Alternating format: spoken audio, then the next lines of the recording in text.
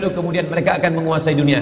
Dia tuliskan langsung di petanya. Biasanya kalau pasukan musuh ingin menghantam negeri kita, dia akan simpan rahasia ini baik-baik. Tapi Yahudi tidak begitu. Dia langsung tuliskan di benderanya. Perhatikan bendera Yahudi.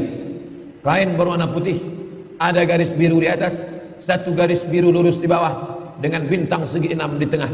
Apa makna simbol ini? Ini penuh dengan makna. Garis biru di atas Sungai Nil, garis biru di bawah Sungai Efrat. Itu adalah batas kerajaan yang akan mereka dirikan. Sungai Nil di atas, Sungai Efrat di bawah. Artinya mereka akan menguasai Asia, Afrika. Sungai Nil Afrika Utara, Mesir. Sungai Efrat Asia, Irak. Mereka akan membuat negara Greater Israelian yang disebut dengan Israel Raya, Israel Agung, yang batasnya dari dua sungai, Sungai Nil dan Sungai Efrat. Oleh sebab itu jangan heran ketika kedutaan Yahudi, kedutaan Israel ingin dibuka di Kairo, dia tidak mau membuat kedutaan Israel di dalam bagian Sungai Nil, tapi dia ingin buat di luar.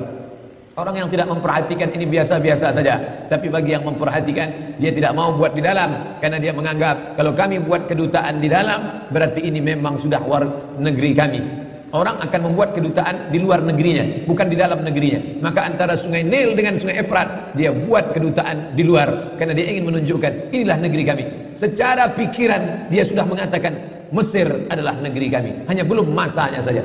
Maka dari mulai Mesir sampai ke Irak, hitung berapa negara: Yordania, Palestina, Suria, Lebanon, Irak, Saudi Arabia sebagian, Sudan, dari mulai Afrika Utara sampai ke Asia.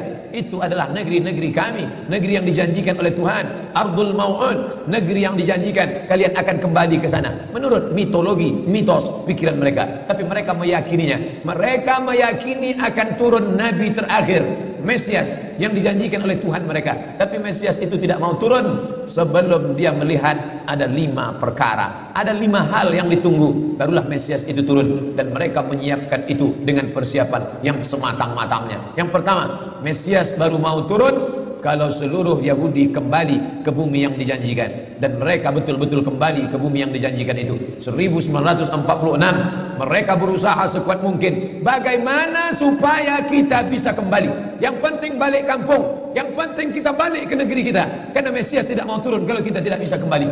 Berusaha sekuat tenaga, jumpai sultan-sultan Islam yang bisa dibeli. Tapi umat Islam tidak bisa dibeli. Iman mereka terlalu mahal untuk dibeli. Mereka sudah menjual nyawa mereka, diri mereka dalam kuasa Allah Subhanahu wa taala. Karena mereka yakin innallaha ashtara minal mu'minin, Allah sudah membeli dari orang mukminin amwalahum, harta mereka, wa anfusahum, nyawa mereka, bi anna lahumul jannah, mereka sudah dibeli dengan surga. Nyawa yang ada dalam dirimu bukan milikmu, hartamu, mobilmu, rumahmu bukan punyamu, itu semua punya Allah. Sudah lama dibeli Allah, sebelum kau lahir ke dunia sudah dibeli Allah. Dibeli dengan apa? Dengan surga.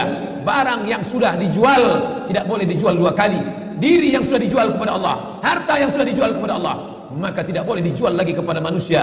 Raja-raja, sultan-sultan Islam tidak mau menjual, tapi mereka licik. Mereka gunakan anak bangsa umat Islam yang kulitnya sama dengan kita, yang wajahnya sama dengan kita, yang bahasanya sama dengan kita. Mustafa Kemal Atatürk bukan orang Yahudi, bukan orang kafir, orang Islam. Bahasanya bahasa Turki, wajahnya wajah Turki, tapi dia yang menggulingkan Kesultanan Turki. 1924 berakhir khilafah Islamiyah, lemah umat Islam. Di saat itulah mereka mengambil, mencaplok, lalu kemudian akhirnya mereka kembali beramai-ramai. Mengapa mereka kembali ke tanah yang tandus ini? Bukankah mereka sudah hidup nyaman, enak di Eropa, Inggris, Prancis, Belanda, Jerman? Hampir di setiap negeri ini ada Yahudi. Kenapa mereka mesti kembali? Karena mereka meyakini ini adalah tanah yang dijanjikan oleh Tuhan. Mereka menyebut nenek moyang mereka itu Israel. Isra artinya hamba, El Tuhan. Israel hamba Tuhan, hamba pilihan Tuhan. Tapi Israel punya makna lain. Isra